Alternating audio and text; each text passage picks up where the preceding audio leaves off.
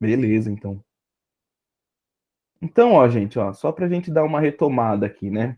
Só para vocês verem o que a gente discutiu.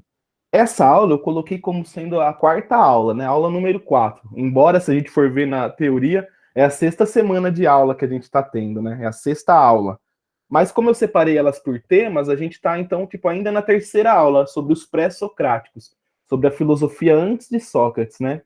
Mas o que a gente viu já um pouco, ó? A gente viu um pouco sobre o discurso filosófico e suas características, sobre o nascimento da filosofia e agora sobre os pré-socráticos. Aí a gente vai ver sobre os sofistas depois, Sócrates, Platão e Aristóteles. Esse é o caminho que a gente vai seguir, tá bom? É um caminho cronológico, né? Podemos dizer assim. Então, hoje eu vou continuar, vou terminar os pré-socráticos, né? A filosofia antes de Sócrates, né? Os primeiros pensadores. Vocês podem me interromper aí a hora que vocês quiserem, tá? Só lembrando vocês o que a gente já viu, né? A gente viu um pouco sobre quais são os problemas que os pré-socráticos estão lidando, né? Querendo descobrir a origem das coisas, né? A origem do mundo e como que as coisas no mundo se movimentam, como que elas se transformam, né? Como que eu sou um bebê e me torno um velho, como que isso acontece? Essa é a preocupação deles. Então, ó, só para fazer um resumo também mais importante, é o seguinte. Peraí, vou ver só a mensagem. Ah, achei que era. Só para fazer um resumo para vocês, é o seguinte, ó. Qual que é o filósofo os filósofos mais importantes dos pré-socráticos que é bom a gente gravar? E por que é importante gravar eles? A gente já falou de dois muito, na verdade a gente já falou de três muito importantes. O primeiro é o Tales, justamente por ele ser o primeiro filósofo, né? Ser considerado o primeiro filósofo, aquele que tentou falar que todas as coisas eram uma só. Tudo vem da água, né? É a primeira ideia filosófica, né? Uma ideia que foge da mitologia de certa forma, e aí ele pensa, tudo é uma coisa só, tudo é água. Então, esse filósofo é importante por causa disso. Ele que dá o pontapé inicial para a filosofia, podemos dizer assim, né? Outro importante depois dele foi o que a gente falou naquela última aula de meia hora só, é o Heráclito, né?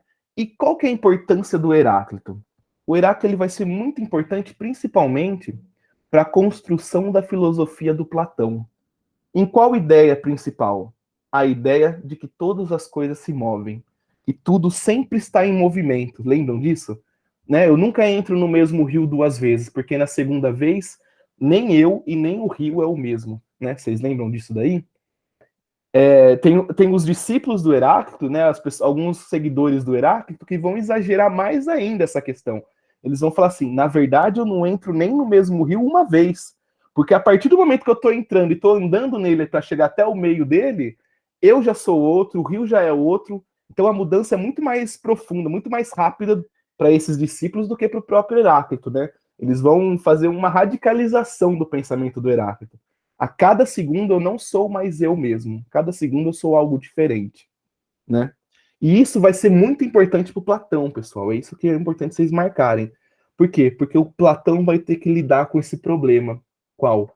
De que se as coisas se transformam a todo momento, é impossível eu conhecer alguma coisa.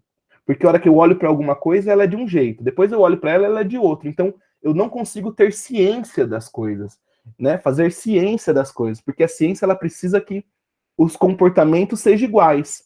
De acordo com o Heráclito, né? Vou dar o exemplo que eu dei a semana passada, exagerando.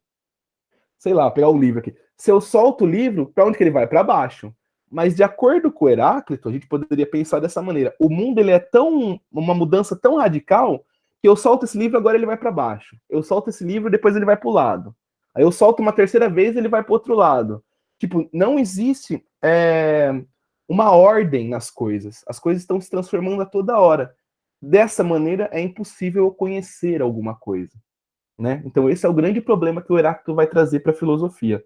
Como conhecer as coisas se as coisas estão se modificando toda hora? Tudo bem? Só dando um resumo rápido do que a gente já falou já. E a outra coisa também, o último que a gente falou um pouco, foi sobre o Pitágoras, né? Sobre a ideia de que arqué para o Pitágoras, ó, só para a gente se perder em algumas palavras, ó. Palavras importantes aqui, ó, que eu tinha pintado elas aqui, ó. Arqué, logos, physis, Já falei para elas já falei para vocês o significado, né? Se vocês quiserem, eu falo de novo, mas vamos para frente aí.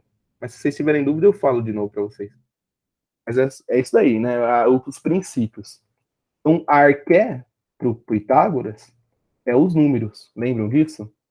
É os números. Todas as coisas são constituídas de números. Todas as coisas são formadas por números. A matemática, a gente pode pensar dessa maneira, ela é o que organiza o mundo. Ela é o que faz o mundo ser como que ele é. Mas qual é a importância do Pitágoras para as próximas filosofias? É justamente a ideia de que, lembra que eu falei para vocês que o Pitágoras ele é uma seita, né? O Pitágoras ele é um grupo de religiosos que procuram conhecer as coisas através da matemática. Por exemplo, eles estudam a música para se purificar, para purificar a alma deles, para eles se aproximarem mais dos deuses. E qual que é uma das grandes ideias do Pitágoras? É a ideia de que a matemática, ela me aproxima dos deuses, né? Só que por que que eu me aproximo dos deuses? Porque eu vou ter outras vidas. E a próxima escolha da minha vida, metapsicose chama, né? Cheguei a comentar com vocês, ó. Por que que eu me purifico? Por que que eu me aproximo dos deuses? Porque eu vou viver muitas vezes, eu vou ter muitas reencarnações ainda. E quanto mais próximo eu estiver dos deuses, mais essas próximas reencarnações minhas vão estar melhor, né? Vão ser mais puras, vão ser mais elevadas espiritualmente, né? Então isso que é a importância de eu estar próximo dos deuses. O Platão, ele vai estar muito relacionado com essa ideia de metempsicose do Pitágoras. Para o Platão também. Eu vou ter várias vidas além dessa daqui. Então é importante que eu conheça as coisas para que quando eu for renascer de novo, a minha alma saiba escolher um bom lugar para mim renascer, um bom lugar para mim viver de novo. Isso é tão profundo na filosofia do Platão que uma das ideias dele é o seguinte: fazer filosofia é aprender a morrer. Olha que interessante, né? Porque depois que eu morro, a minha alma ela ainda vai lembrar das coisas que eu conheci no mundo e ela vai me orientar, o meu conhecimento vai me orientar a ter uma reencarnação melhor, a ter uma vida melhor depois. Olha só uma coisa interessante. Para o Pitágoras e para o Platão, eu fico reencarnando várias vezes, tentando melhorar todas as vezes, para que um dia eu não precise mais reencarnar. Para que um dia eu tenha uma vida tão elevada, tão espiritualmente elevada, que eu já vou morar direto com os deuses. Eu nem preciso mais reencarnar. Essa que é uma das ideias, entendeu? É como se a nossa vida aqui e as nossas reencarnações aqui fossem para nos purificar e cada vez mais nos aproximar dos deuses. Então foi mais ou menos isso que eu falei para vocês nas últimas aulas, né? Tudo bem? Vocês lembram disso? Alguém quer perguntar alguma coisa? Isso, Devir. Você está falando do Devir é do Pitágoras, né? Que você escreveu aí, né? Do Heráclito, né? Desculpa. É o Devir, a mudança, exatamente. Então, ó, o Heráclito, a importância deles pro Platão. Heráclito, a ideia do devir. Exatamente isso daí, Vitória. A ideia do devir, de que eu não conheço as coisas, porque elas mudam toda hora. E a ideia do Pitágoras pro Platão, a minha alma vai reencarnar várias vezes, então eu preciso estar próximo dos deuses. Como eu faço isso? Conhecendo as coisas, buscando o conhecimento das coisas. É engraçado, né? Mas lembra aquela imagem que eu mostrei para vocês? Eu deixei umas coisas separadas aqui que eu quero mostrar depois para vocês. Mas o quadro, né, do Rafael Sázio, né? Sanzio. A Escola de Atenas, né? Vocês lembram desse quadro, né? Dizem esse quadro aqui. Dizem que na parede da Escola de Atenas, que foi quem criou a Escola de Atenas, a primeira universidade, podemos pensar assim, a primeira escola universitária do mundo, né? Foi Platão que criou. E dizem que na entrada dela estava escrito assim, ó, aqui só entra geômetra, ou seja, aqui só entra matemático. Por quê? Porque a matemática é uma das principais influências da filosofia. A matemática e a filosofia vão caminhar muito juntas, né? Justamente porque as duas vão tentar se apropriar, né, da ideia de razão, né? As duas, elas só caminham através da razão, né? Então elas estão sempre relacionadas. E o Pitágoras, lembra, ele fala sobre os números, sobre a matemática. Olha a influência dele no Platão. A escola do Platão tem uma placa escrito: aqui só entra geômetra, né? Pesado. Ah, não tá apresentando. Gente, desculpa, tô falando aqui pra. Nossa, desculpa aí, gente. Agora que eu. Aqui, ó, mostrei aqui pra vocês, ó. Pitágoras, o Heráclito, tá? Acabei tirando o quadrinho da. Acabei desligando aqui o quadrinho da Escola de Atenas. Mas beleza, então. Agora tá, né? Então, ó, gente, presta atenção, ó. Quantas escolas são dos pré-socráticos? Lembra que eu falei para vocês? Quatro escolas, né? A jônica, a pitagórica. Agora eu vou mostrar para vocês a escola eleática, né? Olha que legal. Os principais representantes da escola eleática, Parmênides e Zenão. Quem que é o Parmênides, né? Qual que é essa filosofia do Parmênides? Eu acho que vocês já ouviram falar, né, também. Primeira coisa que é interessante a gente pensar, esse filósofo, ele vai ser muito importante para o Platão também. Na verdade, o Platão, olha que interessante, o Platão é um dos principais filósofos que tem, né? Ele vai influenciar quase toda a filosofia. Inclusive tem um filósofo que ele vai dizer assim, ó, toda filosofia não passa de uma nota de rodapé de Platão. Ou seja, tudo que os filósofos discutiram depois de Platão, Platão já tinha discutido nos livros deles, né? Nos livros dele. Então é um filósofo muito importante. Vocês estão vendo aí, né, pessoal? Estão apresentando aí, né? E o Platão, a gente pode pensar assim, ó, lembra que eu falei para vocês da dialética, do movimento dialético? O que que é? Eu tenho a tese 1, tenho a tese 2, e eu confronto essas duas teses e dela sai uma tese 3, né? Uma tese, uma antítese e uma síntese. Esse é o movimento da dialética. Isso que é a dialética. Eu tenho uma coisa, confronto com outra e disso sai uma terceira coisa. A gente pode pensar que a filosofia do Platão é uma espécie de síntese entre o Heráclito e o Parmênides. Por quê? Presta atenção, olha que interessante. Então vamos lá. Parmênides, né, nasce no século VI, né, vai até o século V. Se vocês forem ver, os filósofos que eu estou mostrando para vocês, eles são do século VI e do século V. Por quê? Olha que interessante. Por quê que a maioria desses filósofos estão nesse período? Porque se vocês lembrarem da aula do nascimento da filosofia, esse é o período onde as cidades gregas vão começar a se firmar, né? É o momento onde as cidades-estados vão começar a criar, ter mais poder, a vida dos gregos vão começar a estar mais relacionada com o social, né? Então, lembra que eu falei para vocês, a filosofia surge um pouco daí. Depois eu vou corrigir os exercícios, vocês vão ver que tem uma pergunta sobre isso lá. Aí eu vou poder falar de novo para vocês. Mas olha só, o Parmênides, uma das primeiras coisas que ele vai fazer é o seguinte. Lembra que eu falei para vocês o seguinte, ó, que o mundo para os gregos, para os filósofos, ele é um cosmos, ou seja, ele é um mundo organizado, né? Muitos vão falar assim, ele é organizado por um logos, né? E o mundo grego é um cosmos. Então tá tudo organizado. O Parmênides ele vai dar uma pequena transformação nessa ideia de cosmos. Ele vai falar assim, ó, que o mundo, na verdade, o estudo do cosmos é um estudo de uma ontologia, ou seja, o cosmos, as leis que regem o mundo, elas são, na verdade, um ser. Não um ser com personalidade, nada disso, mas elas são um ser, algo que é. Ser no sentido de um substantivo, o ser. Não um ser no sentido de um verbo, né? Mas no sentido de um substantivo. O que é o mundo? O mundo é um ser, é algo que é, né? Ele escreve um livro chamado Sobre a Natureza, né? E esse livro, na verdade, olha uma coisa interessante do Parmênides, é um poema. O Parmênides é o primeiro filósofo que ele escreve não por aforismos, podemos pensar assim, pequenos escritos. Na verdade, o Parmênides ele escreve através de um poema. Olha que interessante, né?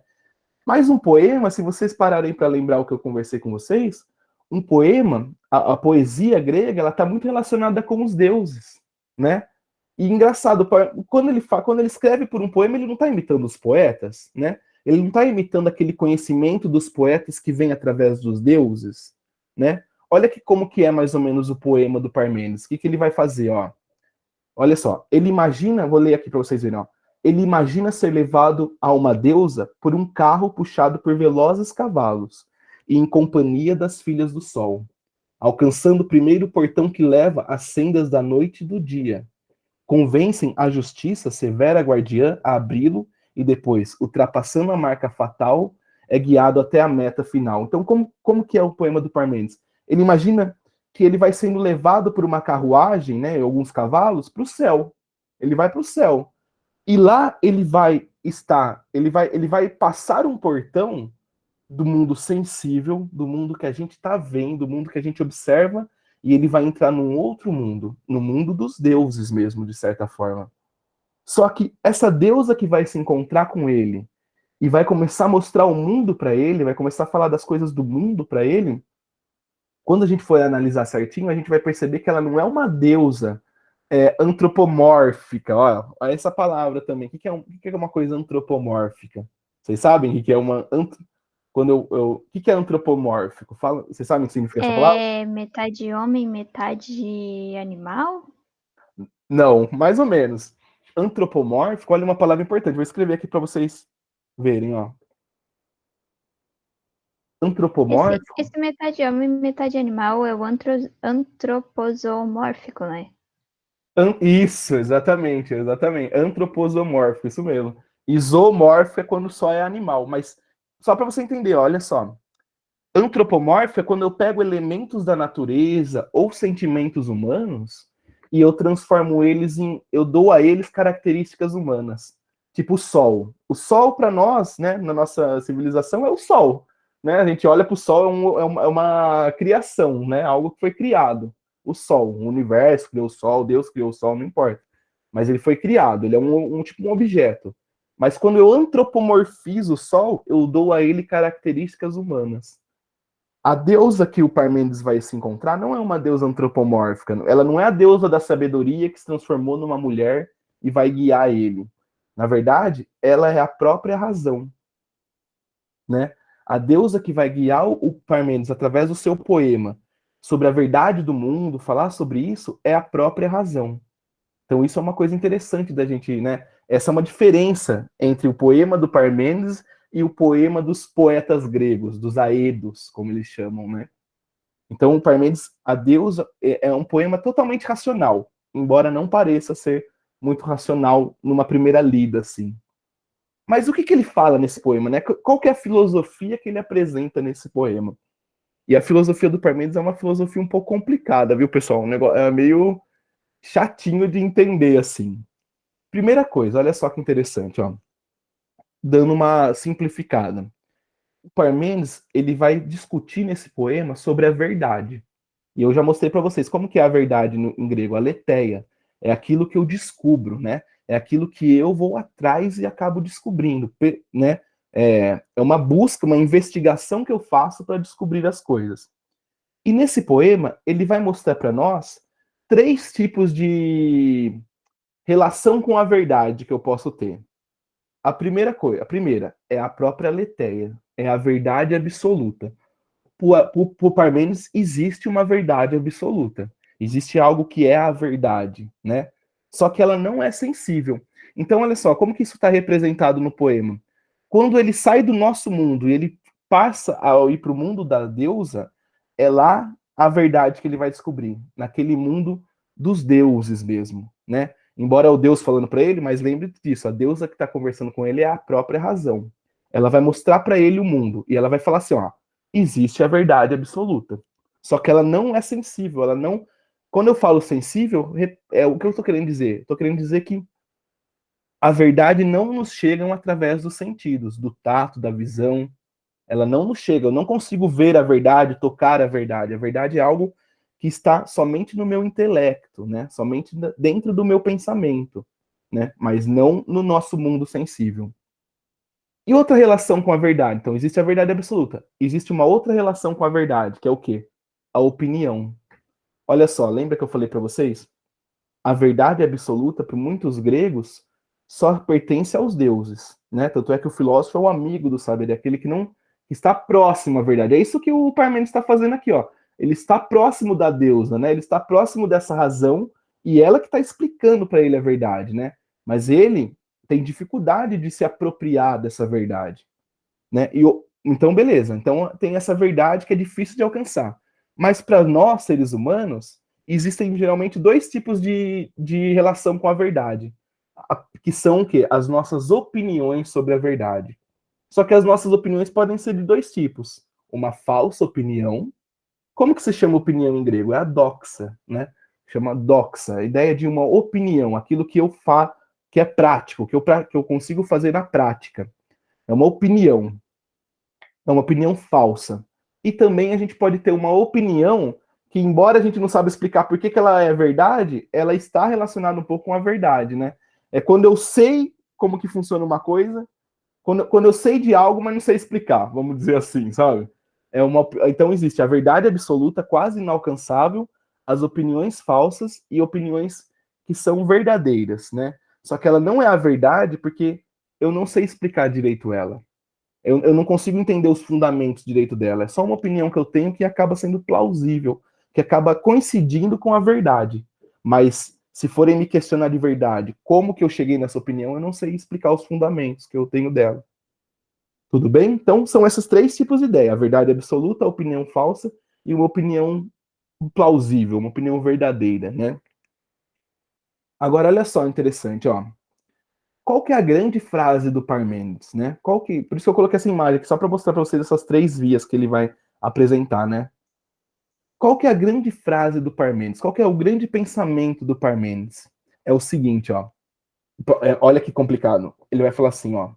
O ser é e o não ser não é, né? Que coisa, né? O ser é e o não ser não é. O que ele está querendo dizer aqui? Ele está querendo dizer uma coisa muito simples. Em oposição ao Heráclito, que vê o mundo como uma mudança, que tudo se transforma ao mesmo tempo, o Parmênides ele vai falar assim, ó, o mundo não se transforma. O Parmênides ele é imobilista. Ele não acredita que as coisas no mundo estão em transformação. Mas aí você vai falar assim, nossa, professor, mas eu vejo uma criança ficando mais velha, né? Eu vejo. Como que isso não é uma transformação? Para o Parmênides, isso é uma ilusão que nós temos. Mas, na verdade, o mundo é como ele é e ele só é dessa maneira. Ele não se transforma. Não existe movimento no mundo para o Parmênides. Agora, olha que interessante, ó. Se não existe movimento, se não existe é, esse movimento no mundo, né? Se o mundo não se transforma, todas as coisas são como elas são sempre. Nada tem de novo. Tudo sempre é como é. Meio complicadinho, né, pessoal? Essa ideia, né? Essa frase, o ser é e o ser não é, ela pode ser interpretada de diversas maneiras. Assim, ó. Nossa, ontologicamente, ou seja, falando sobre o ser, logicamente, daqui a pouco eu vou mostrar para vocês, né? Algumas interpretações. Mas olha só, aqui eu coloquei só, né, ó. O interessante é que a fala da Deus, embora apareça no poema algo próximo dos magos, adivinhos, não tem a mesma linguagem sagrada dos mistérios. Pelo contrário, é a razão quem fala, é a razão que é a própria deusa, né? Mas, ó, uma conclusão então do Parmênides, só para vocês entenderem. Não existe movimento no mundo, né? O ser é tudo aquilo. Agora, olha só isso daqui, gente, um outro passo. Então, não existe movimento. Então, o que é o ser? O ser é tudo aquilo que pode ser pensado. Olha que interessante. Para o Parmênides, o mundo, as coisas do mundo, elas são uma coisa só. Lembra que quando eu falei para vocês do Platão e do Aristóteles discutindo naquela aula sobre o discurso filosófico, eu falei sobre o ser. E eu falei assim, para cada filósofo, o ser é alguma coisa. Por exemplo, para o Platão e para o Parmênides, o ser é uma unidade total do mundo. O que é o ser? Ah, é uma imagem que reflete bem o ser é pensar o universo. O ser é o universo. Tudo que está nele pertence ao ser. É uma coisa só. Todos nós somos um. Essa que é uma das ideias. O Aristóteles, por exemplo, não. Quando o Aristóteles vai tentar entender o que é o ser, ele vai chegar na individualidade de cada um. Deixa eu ver se vocês mandaram uma mensagem. Ele vai chegar na individualidade de cada um. Então, o ser sou eu, o ser é a Vitória, o ser é a Laísa, o Rony, né? Cada um vai, a Bruna, cada um vai ser um ser.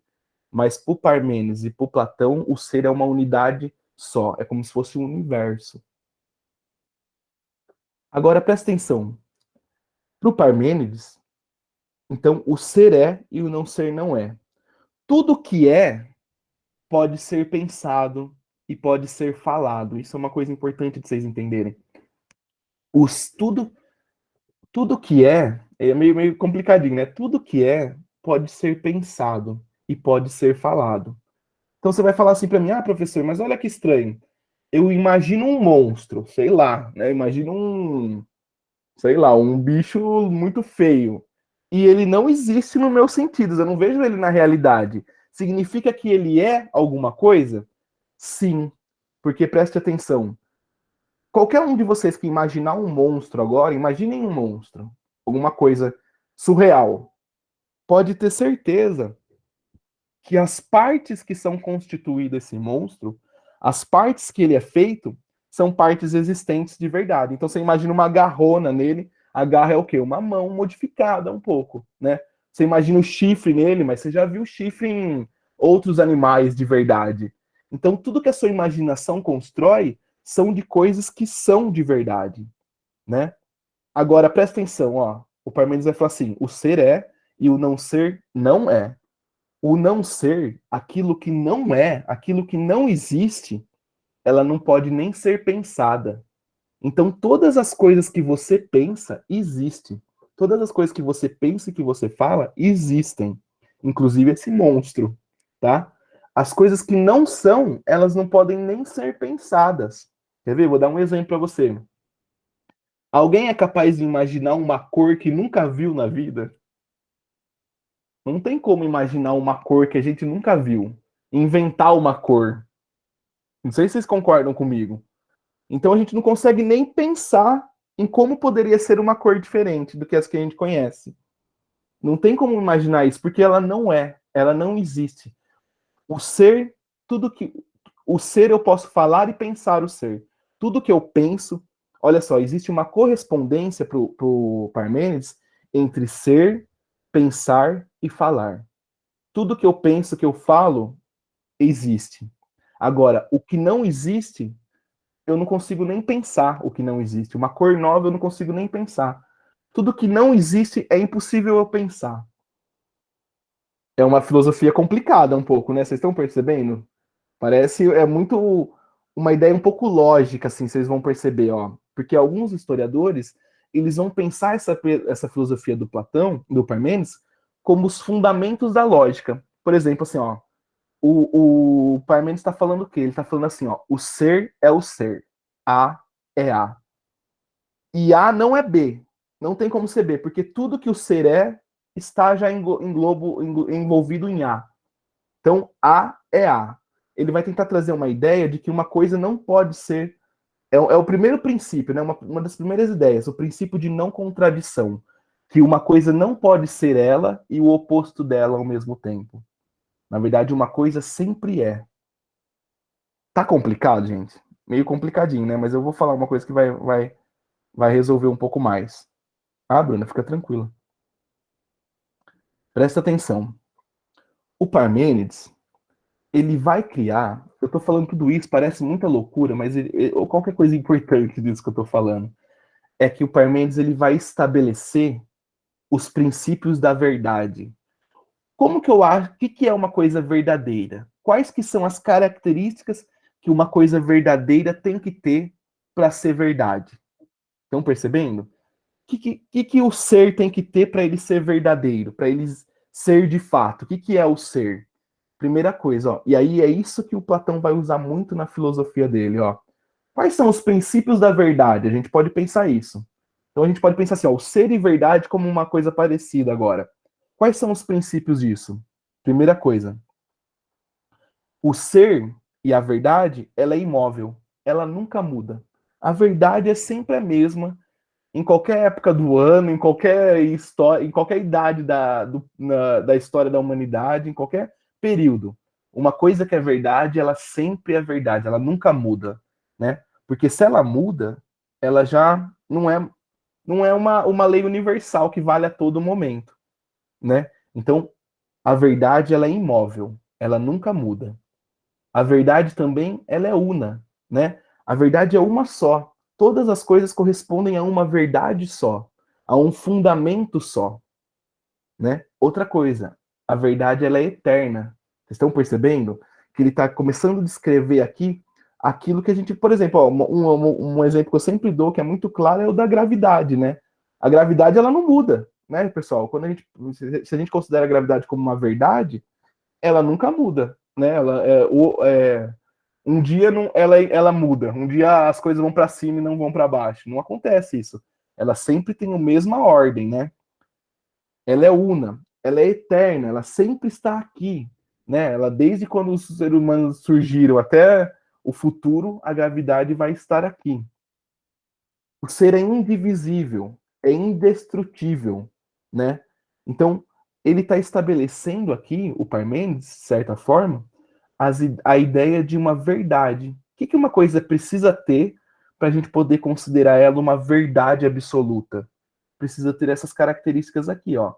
Indivisível, indestrutível, uno, eterno. Tudo bem? Vocês deu para entender mais ou menos? Esse é um dos mais difíceis, assim. Mas uma coisa importante é isso daí, vocês pensarem isso. Pro Parmênides, não existe mudança. As coisas são... O ser é do jeito que ele é sempre. Né? Se a gente vê mudança, são ilusões que a gente tem. Ilusão que o nosso sentido nos trazem. Mas as verdadeiras coisas, o conhecimento verdadeiro, ele nunca vai mudar. Ele sempre vai ser eterno, indivisível. Tudo bem? Dá uma confirmada aí para mim se sim ou não. Se não, podem perguntar, porque esse filósofo, ele é muito chatinho mesmo, assim. É muito fora da É nossa bem realidade. complicado de entender, mas se a gente for tentar, assim, pensar, o professor falou, dá pra captar o É, principal. é um pensamento muito. É isso, eu tento captar esse principal, sabe? Porque é um pensamento muito complicado. Assim, ele é muito fora da nossa realidade, né? É tipo assim, como que o cara vai chegar à conclusão que as coisas não mudam, né? Agora eu vou apresentar para vocês, olha só que interessante. Um discípulo dele, que ele vai provar matematicamente, esse é o grande feito dele, provar matematicamente de que não existe movimento. Ó, ele vai provar de que eu não consigo andar daqui onde eu tô até a porta do meu quarto. Como que ele vai provar isso? Prestem atenção. Quem que é ele, né, primeiro? É o Zenão. Essa escola eliática, pessoal, é a escola do imobilismo, a gente pode pensar, né? Por isso que eu coloquei essa imagem, que é o ser, né? Tentando pensar no ser, assim. Difícil achar uma imagem para o ser do Parmênides. Mas é como se o ser fosse o universo, fosse o mundo, e ele sempre é do jeito que ele é. Ele nunca vai mudar, né? Ele não tem movimento. E agora eu falo assim, como que não tem movimento? Olha um exemplo que esse cara, o Zenão de Eleia, discípulo do Parmênides, vai tentar mostrar, ó. Ele vai mostrar assim, ó. Não existe movimento, é impossível eu andar até a porta do meu quarto. Por que é impossível? Agora presta atenção na argumentação, gente. É uma argumentação tosca, só que é a primeira vez que alguém na história vai contrapor uma ideia. Então, alguns vão colocar o Zenão como o fundador da dialética, o fundador daquele que pegou uma ideia A e tentou destruir ela, tentou argumentar contra ela através de uma ideia B, né? Então, é uma oposição. Foi o primeiro a apresentar uma certa oposição direta a um pensamento, né? Ao pensamento de quem, principalmente? Principalmente ao pensamento do Heráclito. Né? Eles estão discutindo entre eles, os filósofos estão discutindo entre eles. E qual que é a ideia do movimento? Muito tosca, se a gente for ver. É a ideia do quê? Se eu tenho que ir daqui até a minha porta, olha só, gente, bem matemático, ó. Se eu tenho que ir daqui até a minha porta, vocês concordam que eu tenho que passar pelo meio do caminho, né? Só que para mim chegar até o meio do caminho, eu tenho que passar pelo. Então, assim, encurtei o caminho. Eu tenho que andar tudo isso daqui da tela, ó, que vocês estão vendo aí. Só que para mim andar daqui até aqui, ó, só olha aí, né? Eu tenho que passar pelo meio do caminho, que seria aqui. Só que para mim chegar até aqui, eu tenho que passar pelo meio do caminho, que seria aqui. Só que para mim chegar até aqui, eu tenho que passar pelo meio do caminho, que seria aqui. Eu tenho que passar pelo meio. E eu sempre tenho que passar pelo meio do caminho, sempre tenho que passar pelo meio do caminho, ou seja, impossível que eu consiga sair do lugar onde eu estou. Vocês conseguiram entender? uma linha ela é formada por infinitos pontos, não é? Uma linha tem infinitos pontos. Para mim chegar de um ponto da linha no outro ponto, eu tenho que passar por infinitos pontos. Então eu nunca vou chegar do outro lado da linha, né? Por quê? Porque se eu tenho que passar por infinito, e infinito nunca acaba, eu nunca vou conseguir chegar do outro ponto da linha. Matematicamente, ele tenta provar que o movimento é impossível. Como que ele vai fazer isso? Né? Eu dei o argumento da porta, da linha, mas ele vai dar o argumento do Aquiles e da tartaruga. Ele vai falar assim: ó, o Aquiles, o grande guerreiro grego, né? O grande homem grego, ele vai postar uma corrida com a tartaruga está na frente. Ele nunca vai chegar até a tartaruga, porque para ele chegar até a tartaruga, ele tem que passar pelo meio do caminho. Só que esse meio do caminho também tem um meio do caminho. Esse meio do caminho também tem um meio, e assim infinitamente. Ele sempre vai ter que passar pelo meio do caminho, ou a gente pode pensar por infinitos pontos, então ele nunca vai chegar até a tartaruga. Deu para vocês entenderem o argumento? Né? Um argumento bem matemático, assim, né? Quando a gente começa a dividir uma Meio linha, doido, na verdade, mas dá para entender. meio doido, né? Meio assim, ó. Não, mas olha só que interessante, Vitória. Como que as pessoas argumentaram contra ele? Teve um filósofo que ele argumenta contra o Zenão, enquanto eles estão numa discussão, ele argumenta com o Zenão de um jeito muito legal. O que ele faz? Ele levanta e ele vai até perto do Zenão, né? Ele mostra, tá vendo? Você não tá falando nada com nada. Olha eu aqui na sua frente agora, né? Eu cheguei até você. Mas a ideia principal é essa, é tentar mostrar pela matemática que é impossível um movimento. Quer ver uma outra coisa também? Ó, ele vai fazer. Ele vai dar vários argumentinhos da matemática. Por exemplo, assim, que a gente pode até trazer para a nossa realidade hoje, assim. Se eu tô. A gente tá aqui, ó. Se eu ficar correndo, eu estou em movimento. Só que em movimento sempre está em relação a alguma coisa, entendeu? Estou sempre em movimento em relação a alguma coisa. Então, existem coisas que estão em movimento mais, sei lá, o nosso planeta está em movimento muito mais rápido que nós, e se eu olhar numa perspectiva universal, através de um olhar do universo, eu estou parado aqui no planeta Terra e não estou em movimento. Então, o movimento ele depende de perspectivas, é isso que ele vai tentar trazer um pouco. Essa escola filosófica, pessoal, é uma escola que tenta negar o movimento das coisas, ela tenta negar a mudança das coisas. Enquanto Heráclito mostra que só existe movimento das coisas, Zenão e Parmênides vão tentar negar que existe o movimento. Mas por que é importante eles negar que existe um movimento? Porque a gente volta aqui, ó, na ideia de que é somente quando uma coisa é fixa, é imóvel, que ela é verdadeira. A verdade, ela não muda. Esse é o grande pensamento. A verdade, ela tem que ser una, eterna e imóvel, né? O ser aqui ele fala indivisível, né? Porque eu não consigo dividir o ser, né? Eu não sou um ser e a Vitória é outro ser. Nós somos todos um ser só, uno. A gente não é divisível, né? Não existe essa individualidade desse pensamento. Na verdade, o ser é uma coisa só. É um pensamento meio pesado, assim, né? Mas a importância dele é justamente isso, porque ele vai estabelecer quais são as características que algo precisa ter para ser verdadeiro. Isso que é o importante dele. Pronto, e pensando ali na ideia dele, de que o ser é um só, dá para trazer isso, por exemplo, para o veganismo? Porque, por exemplo, as pessoas que são veganas, elas não consomem nada de origem animal, É, porque elas acreditam que aquele alimento, aquele produto, não merece o sofrimento do animal. ó, eu acho que dá Então, para trazer, sim, assim, ó. Quando a gente pensa que tudo é um, eu acho que a gente acaba tendo mais respeito pelas coisas, né? Pensar que, né, somos um, não temos um pensamento egoísta, eu sou uma coisa e você é outra, né? Estamos juntos, somos um, né?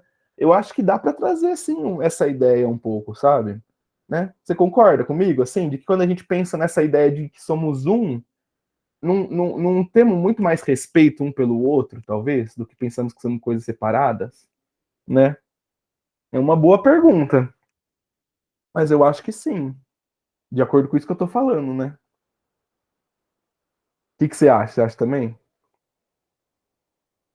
Eu acho que sim.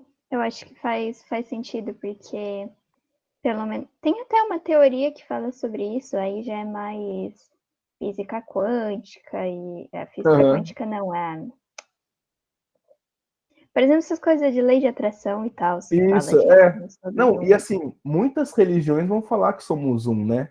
Se a gente for ver, existe vários pensamentos no nosso mundo que falam que a gente é um, que tem essa relação de unidade do mundo, né? E das coisas. Né? O Platão, por exemplo, né? Vai ter um pouco essa ideia de unidade do mundo, né? Mas é isso mesmo. Acho que você está certo, assim, é um bom princípio de um pensamento, né? Ó, mas vamos lá, daí eu vou falar a última aqui, essa daqui é bem mais rapidinha, ó. Então, ó, só para vocês saberem lembrar os nomes de novo, ó. A escola jônica, que fala dos elementos, geralmente são os elementos que são os princípios das coisas, né? A arqué das coisas. A escola pitagórica, da matemática. A escola heliástica, que nega o movimento, nega que existe movimento, e, e dá as características para aquilo que é a verdade. E a última é a escola, a mais fácil, a escola tomista, né? O Leucipto e o Demócrito, né? Que são dois pensadores, um é discípulo do outro, né? Mas eu lembro que um professor meu falava assim, professor de química, falava, eram dois caras que estavam sentados num bar, trocando uma ideia, e isso daí eu sempre lembro disso, que é muito, muito boa. Então eles pegam uma coisa e falam assim, meu, se eu quebrar, é um pouco parecido, né? Tem muito a ver um pouco com matemática também, né? Se eu pego um giz e eu quebro, aí eu quebro ele de novo, aí eu quebro ele de novo, eu quebro ele de novo. De acordo com a matemática, eu vou quebrar ele infinitas vezes, porque eu posso dividir uma reta em infinitos pontos. Mas para o Demócrito e para o Leucipto, eles vão ver o quê? Se eu for dividindo as coisas, dividindo, vai chegar uma hora o quê, pessoal? Que eu não vou conseguir dividir mais aquela coisa. E como que chama aquilo que eu não divido, que não divide? Qual que é o nome? Indivisível. Indivisível, mas tem um nome grego para isso. Átomo. Átomo, exatamente. Aí eles criam a ideia do átomo, né? A ideia de que o mundo, né, é bem simples, essa ideia é mais comum para nós, embora tenha algumas coisas diferentes, que é o quê? O mundo, ele é constituído por pequenas partículas, né? O que, que são as coisas do mundo? Ah, desculpa, eu só falei, não falei um negócio do Heráclito, agora eu acabei de lembrar, né? Do Parmênides.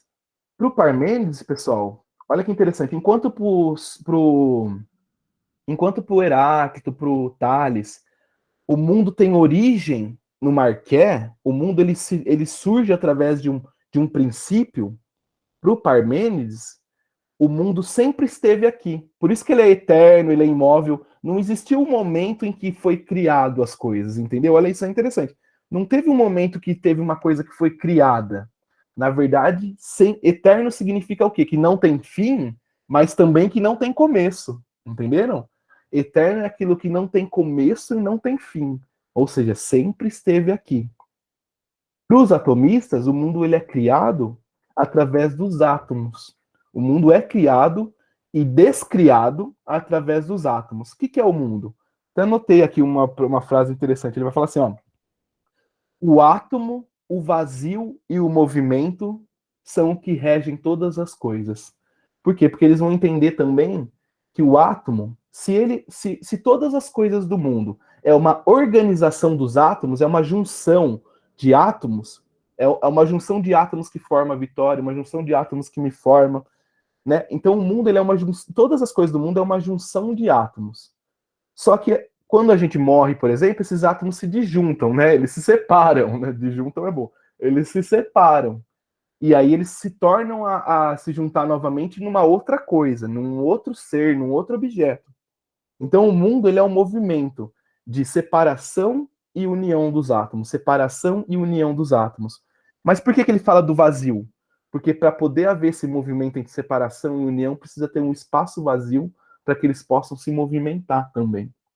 Então, para o Demócrito, olha que interessante, para o Leucipto, pode existir vários mundos. Basta apenas que os átomos se rearranjem, que eles se transformem, eles se juntem de novo. Agora, uma diferença deles, só para vocês saberem, com a ideia de átomo que a gente tem hoje, É porque eles não imaginam o átomo como, como igual a gente pensa o átomo, né? Com o núcleo e com os elétrons girando em volta. Na verdade, para eles existem vários tipos de átomo e cada um se liga melhor com um ou outro tipo. Então existem vários partículas não divisíveis de diferentes formas que elas se juntam uma com a outra de acordo com algum combinado. Para eles não existe também alguma coisa que organiza essa união. Na verdade, ela pode se dar pelo acaso, assim, pela vontade dos próprios elétrons, pela vontade do próprio átomo de se juntar. Um determinado átomo se junta melhor com outro tipo de átomo. Então, essa união entre eles é que vai formando as coisas, mas elas não são necessariamente por trás dessa união, não existe um pensamento inteligente que pega um átomo e fala, esse tem que combinar com esse. Na verdade, é uma coisa se dada muitas vezes pelo acaso, né? E olha que interessante, eles vão chegar na ideia do átomo e eles vão falar que o átomo só é visível pelo intelecto. Somente a razão alcança a ideia de um átomo, né?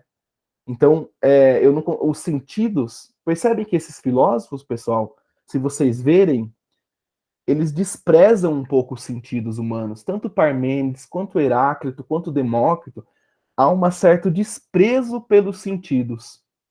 Outros filósofos, eles vão considerar que o conhecimento parte do princípio das coisas, né? O conhecimento parte do sensível, de quando eu consigo ver as coisas e tocar as coisas. Mas esses filósofos em geral, o conhecimento ele só se dá de uma maneira racional. Vocês estão percebendo? Ele só se dá de uma maneira intelectual, não de uma maneira onde eu vejo as coisas, onde eu toco as coisas, experimental, mas só de uma maneira intelectual. Tudo bem? Nossa, 9 horas já. É hora do intervalo, né? Querem fazer um intervalo, então? Daqui a pouco a gente volta? Nossa, nem consegui corrigir ainda, né? Eu fico falando, mas é isso aí mesmo. Mas essa é complicado, viu, galera? Eu sei que hoje esse Parmênides aí é enrolado demais. Mas vamos lá, daqui a pouco a gente volta aí, então, tá? Vai lá, então. Já vou parar aqui.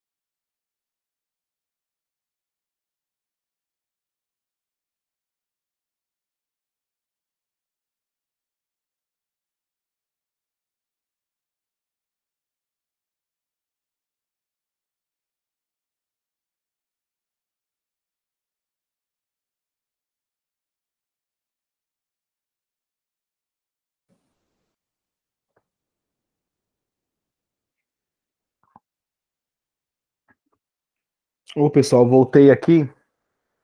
Tava dando uma pesquisada aqui para ver se tinha alguma frase melhor para me falar para vocês aí do Parmênides. Achei uma frasezinha aqui só para vocês verem só.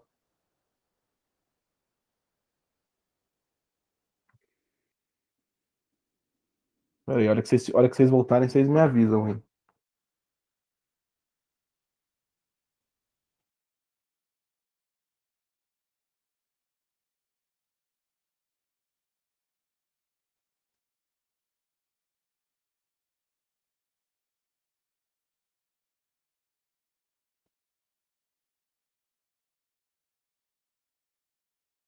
Ah, beleza.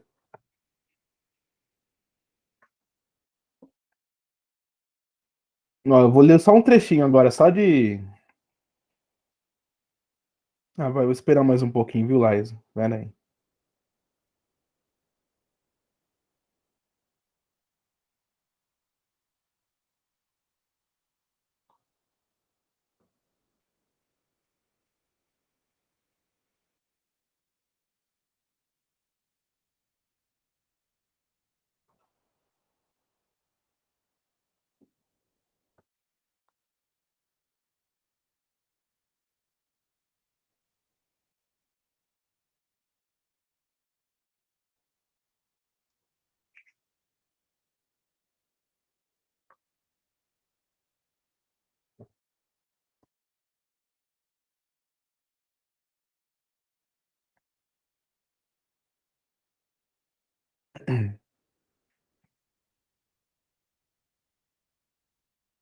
E aí, gente, posso voltar aqui?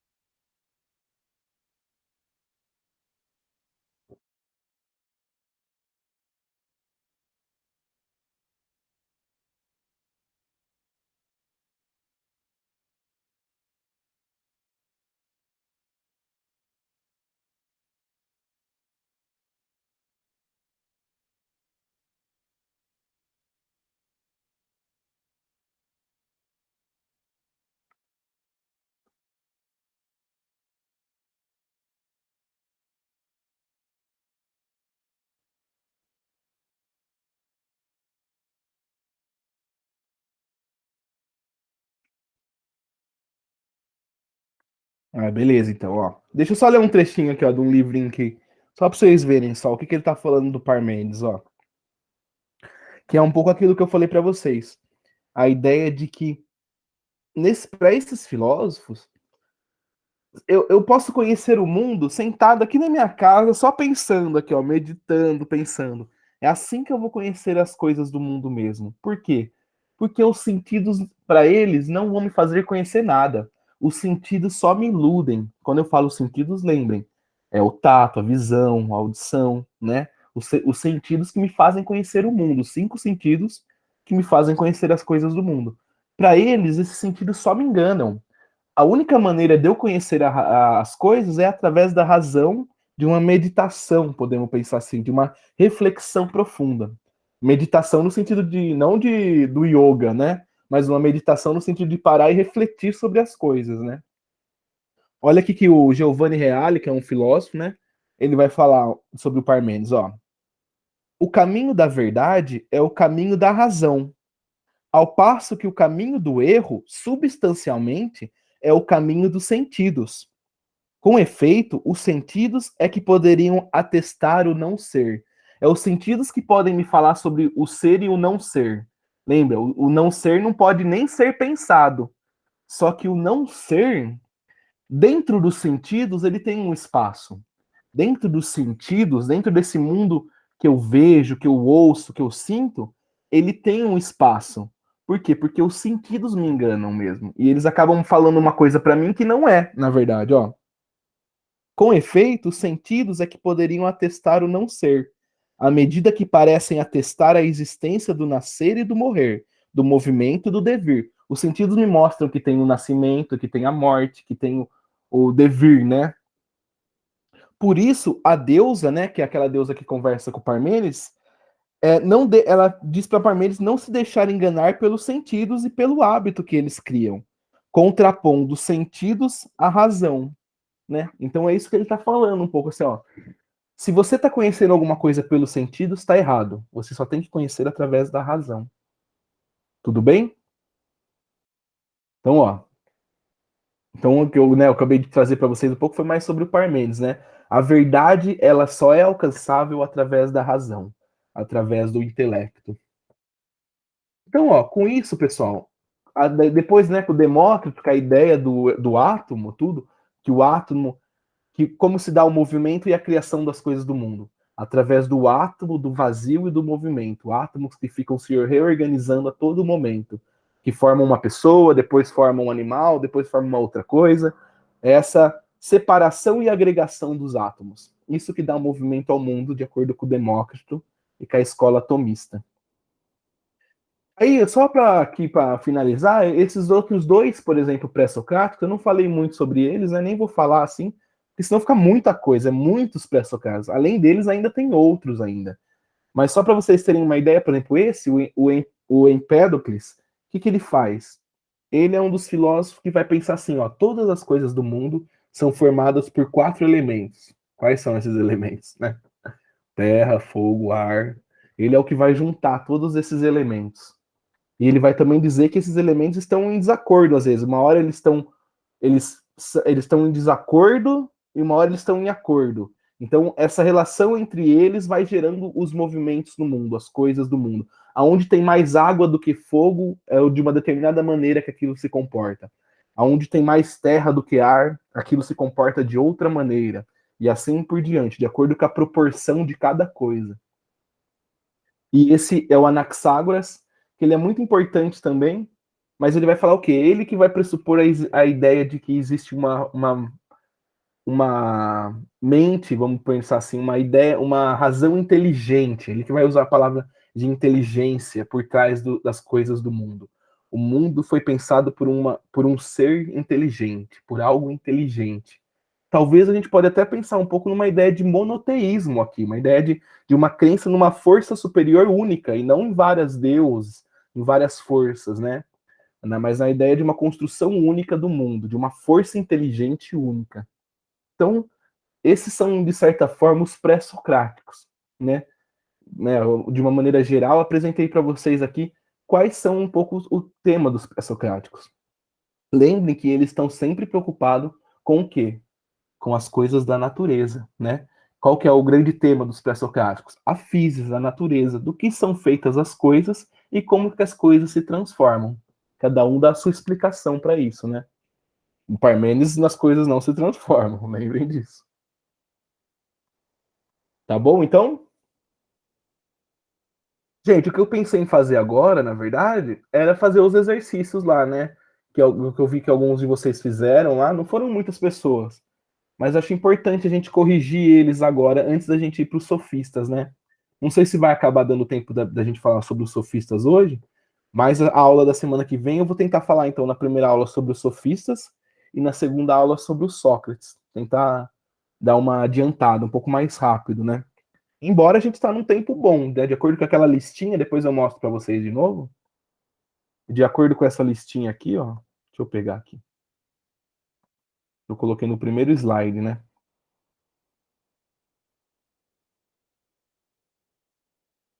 Peraí. Aqui, ó. Olha só, o surgimento da filosofia, a gente está debatendo essas coisas aqui, ó. O surgimento a gente já debateu bem, né? Os pré-socráticos, está englobado isso daí. Depois a gente vem, na semana que vem, a gente fala sobre os sofistas e Sócrates. Depois vai ser férias, eu acho, né? A semana que vem é a última semana. Quando a gente voltar, a gente já volta em Platão já e Aristóteles. Aí vai dar tempo de fazer tudo isso aqui, né? Que a gente tá meio que deu uma combinada. Mas beleza, então, vamos para os exercícios, então, pode ser? O que vocês acham? Vamos lá para os exercícios, que nos exercícios dá para a gente ir debatendo outras coisas também. Então, ó, vamos lá, então. Lembra uma coisa, ó.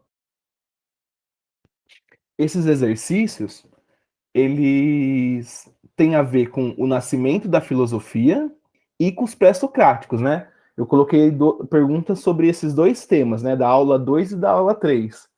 Então vamos corrigir eles rapidinho, daí a gente já vê, então. Vamos lá, então, ó, pode...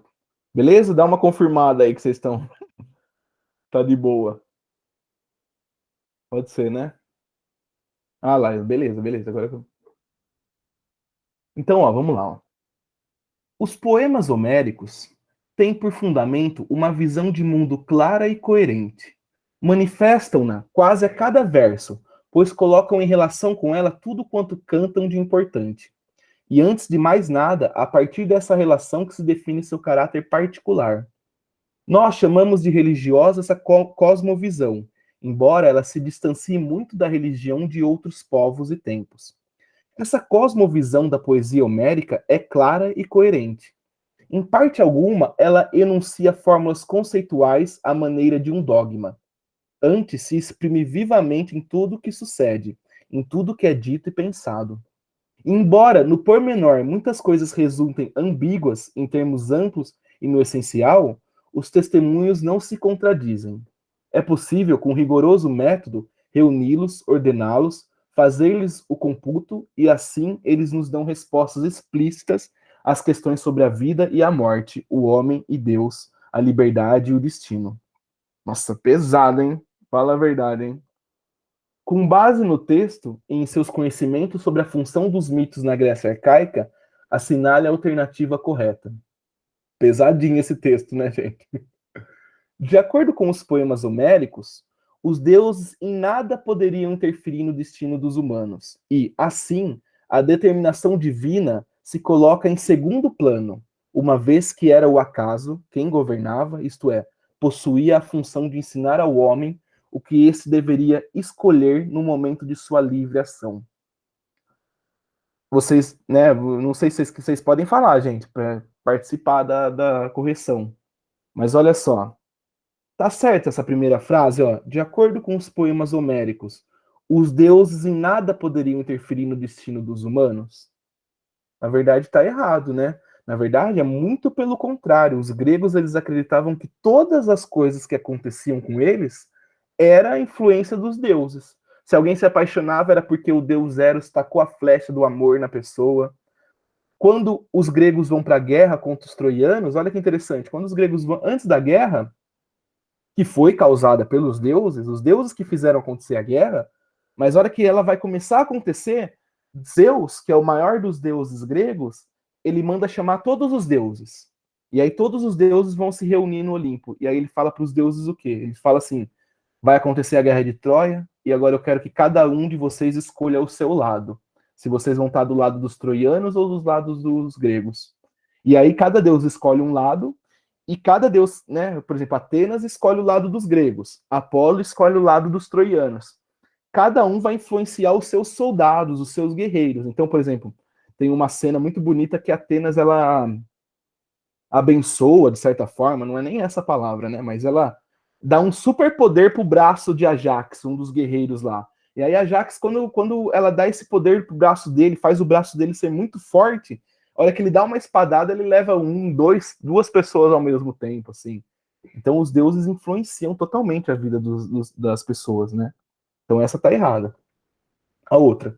As poesias de Homero sempre mantiveram a função de educar o homem grego para o pleno exercício da atividade racional que surgiria no século IV, uma vez que, de acordo com os historiadores helenistas, não houve uma ruptura na passagem do mito para o logos, mas sim um processo gradual e contínuo de enraizamento histórico que culminou no advento da filosofia. Então, lembra que a gente discutiu isso daí, que alguns filósofos vão pensar que houve ruptura, que a filosofia e o mito são coisas diferentes, mas houve filósofos que pensaram que o mito e a filosofia não foram coisas diferentes, né? Então essa daqui tá errada, na verdade. Por quê? Porque não é um pleno exercício da atividade. O que tá errado não é nem essa última parte, né? Sobre isso poderia até se pensar que tá certo. Só que a poesia de Homero não tiveram a função de exercer o pleno exercício da atividade racional, né? Não é totalmente racional o mito. Lembrem disso, né? A C, que seria C. Os mitos homéricos serviram de base para a educação, formação e visão do mundo que o homem grego arcaico possuía. Em seus cânticos, Homero justapõe conceitos importantes como harmonia, proporção e questionamentos a respeito dos princípios das causas e dos porquê das coisas. Embora todas essas instâncias apresentavam-se como tal, os mitos não deixaram de lado o caráter mágico, fictício e fabular em que eram narrados. Na verdade, essa é a que está correta, né? Seria essa mesmo. Porque o mito tem como base, a gente vai ver quando a gente for falar dos sofistas, né? E a gente já viu isso na aula passada, tem como base, né, a educação. Como que o grego, como que, ó, eu não falei isso, né? Mas como um grego de 1 ano até os 15 anos, o que ele aprendia? Qual que era a escola do grego? A gente vai na escola, a gente tem matemática, química, física, português, né? O que o grego tinha na escola que ele ia? Ele tinha principalmente 2 coisas: música, que era poesia, homérico, né? Sobre o Homero, principalmente, e ginástica. Era esses são os 2 fundamentos da educação grega: a música e a ginástica. Treinar o corpo e treinar a mente, né? Seria mais ou menos essa a ideia dos gregos. Uma para falar sobre a mente, sobre o pensamento, sobre a moral, e o outro para falar sobre o seu corpo, né? Trabalhar o seu corpo. Vamos aqui, ó, só ver o que está errado, ó. O mito já era pensamento. Ao formalizar os versos de sua poesia, Homero inaugura uma modalidade literária bem singular no Ocidente. As ações dos deuses e dos homens, por exemplo, sempre obedecem uma ordem pré-estabelecida, a qual sempre revelou uma lógica racional em funcionamento. Não, os deuses eles não têm uma ordem pré-estabelecida, eles não são, a ação dos deuses não são determinadas por nada. Eles que fazem aquilo que eles querem, né? Inclusive, a gente conversou isso daí, Zeus, eles são mó safadão, né? Eles vão lá, eles ficam com quem eles querem, eles não têm nada pré-estabelecido. O problema dos deuses gregos é justamente esse, é que eles fazem as vontades deles, a hora que eles querem, eles não estão nem aí, né? Então, essa está errada por causa disso. E a última. Os mitos tiveram função meramente ilustrativa na educação do homem grego, pois o caráter teórico e abstrato da cultura grega apagou em grande parte os aspectos que se revelariam relevantes na poesia grega. Na verdade, não é meramente ilustrativo, não é uma historinha boba que está contando, né? Lembra que eu falei para vocês? Por exemplo, só para voltar um pouco. Gente, vocês estão me ouvindo aí, né? Tô falando. Lembra que eu falei para vocês, por exemplo, o mito da Psique e de Eros? Parece uma historinha boba de amor, mas não é, né? É a história que fala Psique, a nossa alma, Eros, o desejo, o amor. Esse mito profundamente está contando o quê? Como que a nossa alma deseja, como que a nossa alma tem uma relação com um desejo muito profunda, né? A gente está desejando o tempo todo as coisas, né? Então, o mito não é só ilustrativo, ele é muito mais profundo que isso, né? Ah, isso daqui era uma propaganda que eu queria colocar para vocês do Sofista, mas eu vou colocar só na aula que vem. Por vocês verem. Beleza, então, era aquela lá. Agora vamos ver a outra aqui, ó. Essa é difícil, hein? Essa eu coloquei aqui para vocês. Essa eu vi que tem gente que falou, ah, professor, não sei direito fazer essa daí. Mas vocês vão ver que legal. Essa aqui eu discuti com vocês também. Ó. Leia a citação do historiador Pierre Vernant e responda as questões. É no plano político que a razão, na Grécia Antiga, primeiramente se expandiu. Olha só. É no plano político que a razão, na Grécia Antiga, primeiramente se expandiu, constituiu-se e formou-se. A experiência social pode tornar-se entre os gregos o objeto de uma reflexão positiva, porque se prestava nas cidades a um debate público de argumentos. Vê se alguém lembra onde acontecia na Grécia, em Atenas, o debate público. O debate onde eram importantes os argumentos. Qual que era esse local? Alguém lembra o nome? É nas Ágoras? Isso, na Ágora, exatamente. Lá mesmo. Aonde não era proibido violência na água. Era proibido um socar a cara do outro se eles se discordassem, né? Na verdade, era só a força do argumento que valia a pena ali. Então, olha só, boa, mandou bem, isso mesmo. A gente vai ver olha como que a ágora é importante. Vocês estão percebendo? Ó, porque se você for ver, é dentro da ágora que vai começar o desenvolvimento da razão, né? Ó, onde ela vai se constituir e formar-se, né? O declínio do mito data do dia, agora eu vou continuar lendo aqui, ó. O declínio do mito data do dia em que os primeiros sábios puseram em discussão a ordem humana, procurando defini-la em si mesmo, traduzi-la em fórmulas acessíveis à sua inteligência, aplicar-lhe a norma do número e da medida. Olha aqui a matemática, de novo, um pouco relacionada, né? A ideia de razão. Tentar encontrar uma razão para isso, né? Assim se destacou e se definiu um pensamento propriamente político. Ó. Dentro da Ágora, presta atenção, se destacou e se definiu um pensamento propriamente político, exterior à religião, com seus vocábulos, seus conceitos, seus princípios, suas vistas teóricas. Esse pensamento marcou profundamente a mentalidade do homem antigo. Caracteriza uma civilização que não deixou, enquanto permaneceu viva, de considerar a vida pública como um coroamento da atividade humana. Dentro de seu limite, a filosofia acaba sendo filha da cidade. Segundo Vernon, qual foi o papel da democracia para o surgimento da filosofia? Tem várias coisas interessantes nesse textinho, pessoal. Primeira coisa que eu já tinha discutido com vocês já. Lembra, os gregos, eles acreditavam que os deuses influenciavam tudo a vida deles, né? Então tudo era influenciado na vida deles. Mas de repente eles fizeram a cidade, fizeram a Ágora, e de repente eles ouviram, tipo assim, uma notícia assim, ó, Esparta tá vindo aí e vai atacar nós. E aí, o que eles perceberam?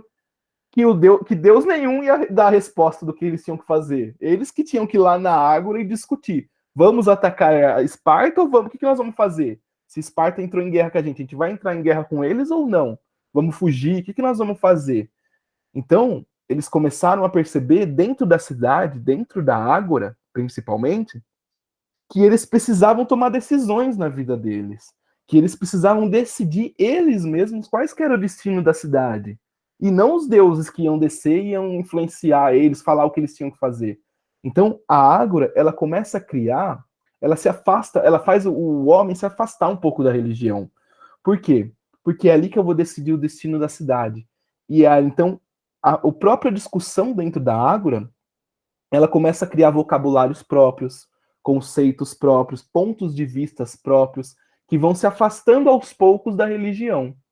Antes de Sócrates, só para vocês terem uma ideia, uma coisa interessante, antes de Sócrates, né, Sócrates é bem famoso, né, mas antes de Sócrates já existia, o Sócrates não é ateu não, Sócrates é muito religioso, mas Sócrates tem uma religiosidade diferente dos gregos, de certa forma. Ele pensa os deuses de uma maneira um pouco diferente.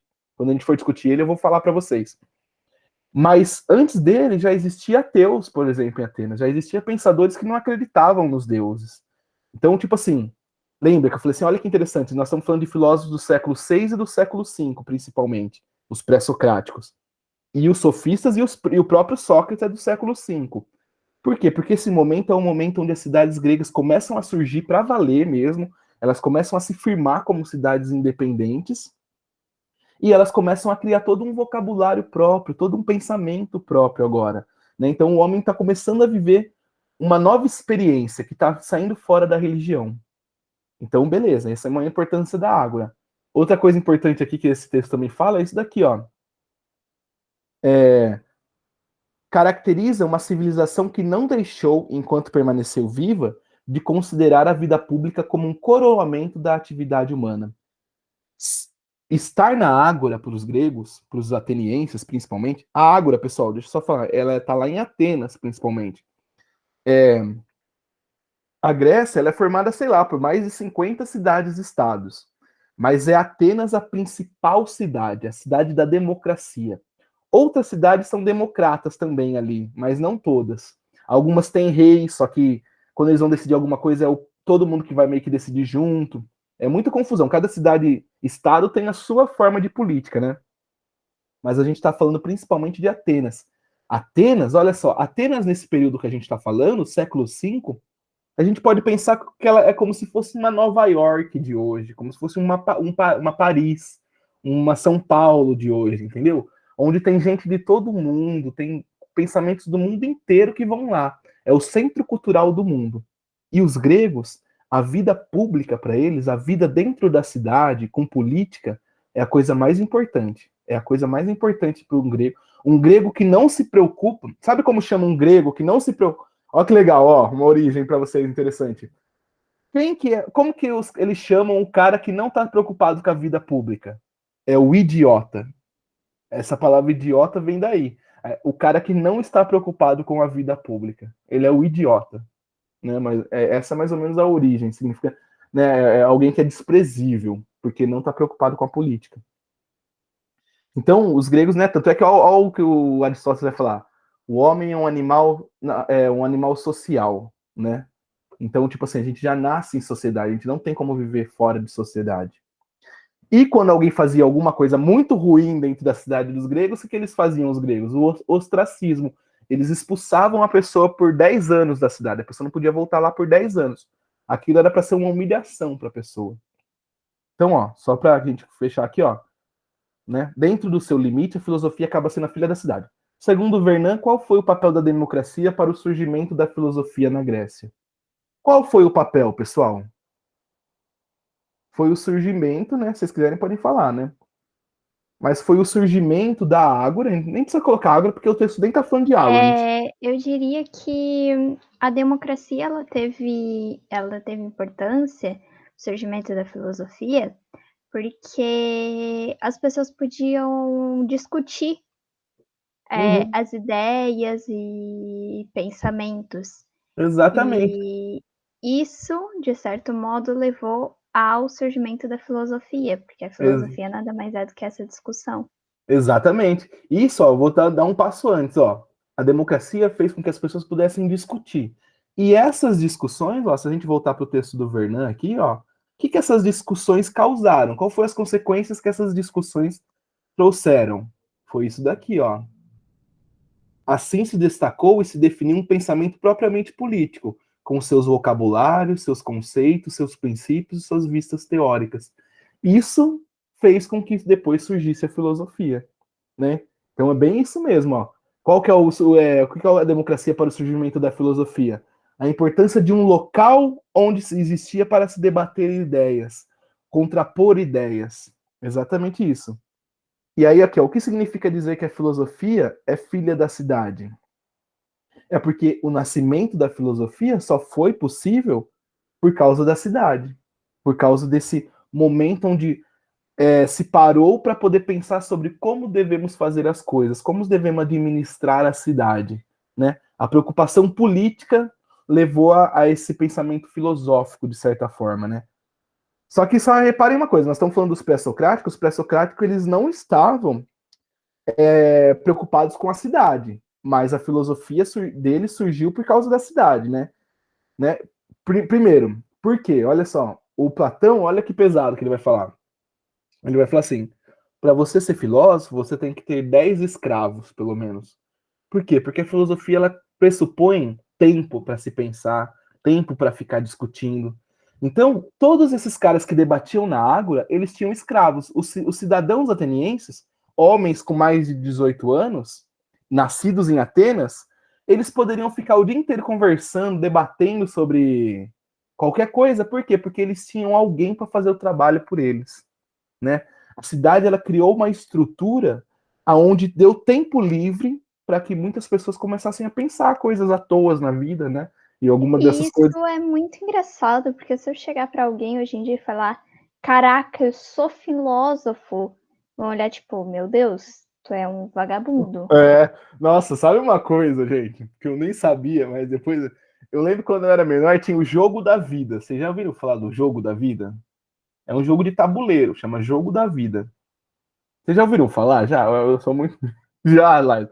E olha só, gente, eu nunca joguei, nem sei como que funciona. Mas aí me falaram o seguinte: que quem ganha o jogo da vida se torna um empresário, alguma coisa assim, se torna um grande empresário, um magnata, uma coisa assim. E quem perde o jogo da vida se transforma em quê? Filósofo. O último cargo do jogo da vida é o filósofo. Então é pesado, né? É um pouco nesse pensamento, né?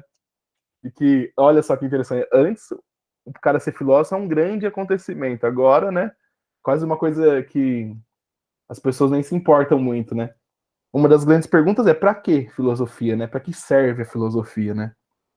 Mas é isso que a gente está tentando ver aí nesse tempo todo.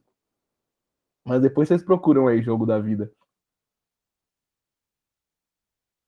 Mas beleza, então, ó, por que significa dizer que a filosofia é filha das cidades? Né, significa dizer que ela só foi possível graças a essa construção da cidade, graças aos benefícios que a cidade, o Estado, deu aos cidadãos, né? Principalmente o tempo Eu livre. diria ainda que assim, a organização da Grécia, ela tinha as polis, que eram as cidades-estados. Então, cada Isso. uma tinha suas próprias regras. E cada cidade ter a sua própria regra, eu acho que faz com que possa se discutir ainda mais sobre os direitos e deveres de cada um. Isso, nossa, maravilha, grande observação essa daí. Só o fato de só o fato delas poderem se comparar já tem muito elemento para se pensar aí, né? Tipo assim, a Esparta, por exemplo, Atenas era uma democracia, a Esparta já era, como que chama? Ah, esqueci o nome, mas é uma diarquia. Acho que é uma diarquia, que é o quê? Então, são dois reis que comandam Esparta, um rei religioso e um rei militar. Quando a gente assiste o 300 lá, o Leônidas, ele é o rei militar. Mas existe também ali um rei religioso. Então, eles próprios se compararem também é interessante, né? Boa palavra, boa argumentação. Ele, muito bem, isso mesmo. As próprias diferenças políticas já fazem com que eles pensem sobre a própria política, né? Ó, beleza, vamos lá então, ó. Que horas que acaba mesmo, gente? 10 para as 9? 10 para as 10? Nossa, deixa eu ir rapidinho aqui. Eu queria ler esse último aqui principalmente, porque esse último é bem legal. Fala sobre todos os filósofos e tem alguma coisa errada em praticamente todos, né? Mas vamos aqui rapidinho, ó. Tales foi o iniciador da filosofia da physis, da natureza, não esqueçam, pois foi o primeiro a afirmar a existência de um princípio originário único, causa de todas as coisas que existem, sustentando que esse princípio é a água. Essa proposta é importantíssima, podendo, com boa dose de razão, ser qualificada como a primeira proposta filosófica daquilo que se costuma chamar civilização ocidental. Ó, quem escreveu isso aí foi o Giovanni Reale, que é um dos caras que eu uso para falar com vocês aqui, para escrever os slides aqui. Um filósofo bem legal. A filosofia surgiu na Grécia no século IV, no século VI a.C. Seus primeiros filósofos foram chamados pré-socráticos. De acordo com o texto, assinale a alternativa que expressa o principal problema por eles investigados. Então, qual que é o principal problema investigado pelos pré-socráticos? A ética, enquanto investigação racional do agir humano? Não é, porque eles não estão preocupados em como eu ajo, né? Eles estão preocupados com a natureza, a physis. A estética, enquanto estudo sobre o belo na arte? Também não. A estética, pessoal, o estudo do belo é uma das últimas áreas que vai surgir da filosofia mais profundas. Platão vai discutir o belo demais. Platão vai já começar a discutir o belo. Só que essa palavra estética ela vai surgir só depois de muitos anos que vai existir uma ciência chamada estética, né? Podemos pensar assim, uma área da ciência filosófica chamada estética. A epistemologia, como avaliação dos procedimentos científicos. O que é epistemologia? Episteme, conhecimento. Logia, estudo do conhecimento. Como uma avaliação dos procedimentos científicos. Pode até parecer que é essa, mas na verdade essa não é, porque ainda não se tem um procedimento científico. Eles não têm aqui a criação de um método científico exatamente. Está se começando a construir nos pré-socráticos, começando a buscar quais são os melhores métodos. Né? Na verdade, é isso que eles estão fazendo, experimentando a razão, vendo como que a razão funciona de diversos pontos de vista. Né? A outra, a filosofia política, enquanto análise do Estado e de sua legislação, não, os pré-socráticos estão querendo saber sobre a física, sobre a natureza. Tem nada a ver com política. Aí o último, a cosmologia, como investigação acerca da origem da ordem do mundo, é essa daí, né? É a cosmologia, né? O estudo do cosmos. Olha que interessante, os filósofos, não sei se eu cheguei a comentar isso com vocês, mas os filósofos, eles vão estudar a cosmologia, o estudo do cosmos. Os poetas gregos, eles vão estudar, vai ter um livro chamado Cosmogonia. É a origem do cosmos também. Só que é a origem do cosmos através dos deuses, e não através de um estudo racional. É como que, né, por exemplo, na cosmogonia do Hesíodo, ele vai falar o quê? Que a Terra e o céu tiveram uma relação, e aí surgiu outros seres nisso daí. Então É como se fosse uma. Como que eu posso falar? Como se fosse uma árvore genealógica dos deuses, mais ou menos isso, assim, né? De qual foi o primeiro deus, qual surgiu depois e tal. É cosmogonia. Cosmologia é o estudo do cosmos. Então vamos para a última, que essa daqui é legal, porque todos têm alguma coisa errada, quer ver? Menos um, né? Que é o que tá certo. Ó, uma das principais transformações de pensamento que surgiu na Grécia Antiga foi a distinção entre cosmogonia e cosmologia. Ah, olha lá, acabei de. Nem lembrava que você ia falar isso. A primeira vinculada ao pensamento homérico e esidiono. Nossa. E a segunda levada a cabo pelos chamados pré-socráticos. Sobre os pré-socráticos, é correto afirmar. Então vai. Tales de Mileto, a partir de suas viagens até o Egito, observou a importância da água para o desenvolvimento de todas as coisas visíveis. Um corpo vivo possui água enquanto um corpo morto desidrata. Contudo, sua força argumentativa ficou na observação de que a água passaria por três estados, mantendo sua essência intacta. Daí, um dos porquês de Tales considerar a água como o princípio de todas as coisas. Na verdade, essa tá certa. Eu acho que deve ser essa daqui mesmo. Vamos ver as outras só. E as outras, cada uma vai ter alguma coisa errada. Ó. Pitágoras de Samo, né, de Salmon, na verdade, tá aí, tinha um L ali para ter, propôs uma das mais cobiçadas ideias da filosofia antiga. O mundo seria composto pelo absoluto desordenamento e falta de proporção entre as coisas. Desse modo, surge a doutrina que explica a origem do mundo através do caos. Nada a ver, né, gente? Por Pitágoras, que é um filósofo que pensa matemática, o mundo ele é ordenado por proporções, né?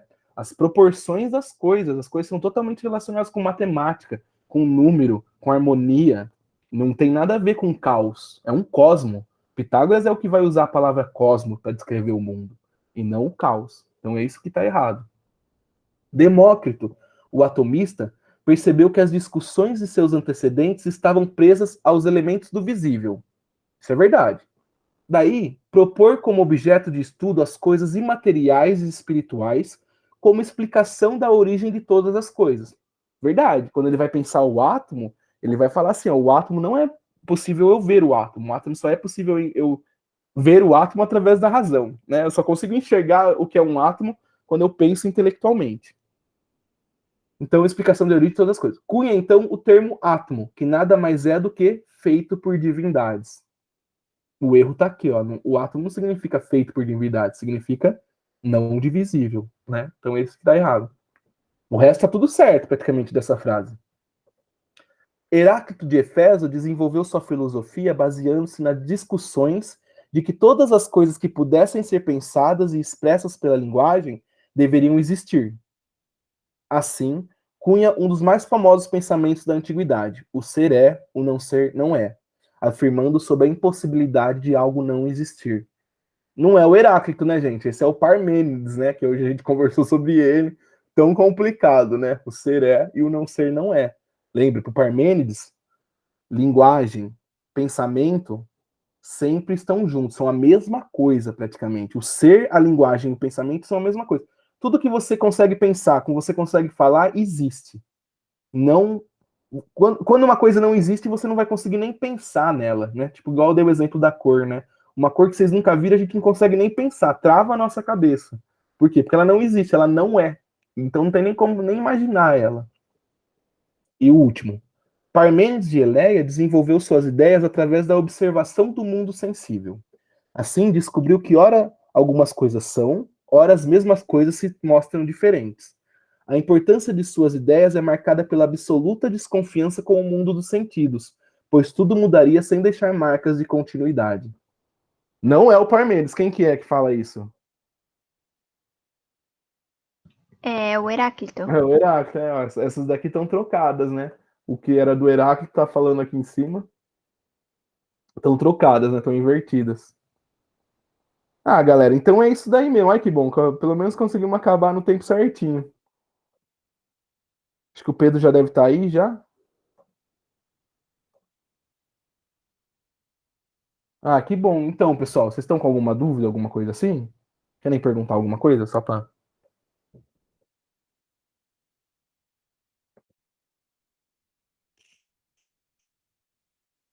Ah, beleza, então, gente, Por ó. enquanto, acho que tá tudo bem. Só É, problema mesmo com a confusão do conteúdo de hoje, mas pegando o nossa, essencial, tá ótimo. pegando o essencial, lembra que o essencial é o quê? Ó, o essencial. Primeiro, essa frase dele que vocês vão ouvir várias vezes: o ser é e o não ser não é. Essa frase vocês vão ouvir. Então, tudo que é, pensa, tudo que é do mundo é. Simplesmente isso. Né? Eu imagino o monstro, mas, professor, o monstro não existe. Olha, o monstro, para o Parmênides, ele existe. Principalmente porque ele é formado de coisas na sua cabeça que existem. Então, você imagina um demônio, sei lá, qualquer coisa assim, e ele vai ter partes humanas, partes de um boi, que ele vai ter um chifre. Então, tudo que ele é formado existe, você já viu, você conhece. Mas lembre, para o Parmênides, os sentidos me enganam também. Eu estou sempre sendo enganado pelos meus sentidos. O Parmênides, mais importante. Então, tudo é, todas as coisas são. Mas o importante dele é vocês pensarem assim, ele estabelece algumas características da verdade. A verdade, ela nunca pode mudar, ela é imutável. A verdade é sempre uma, única. Então ela é uma unidade. A verdade ela traz unidade das coisas, porque ela fala sobre todas as coisas.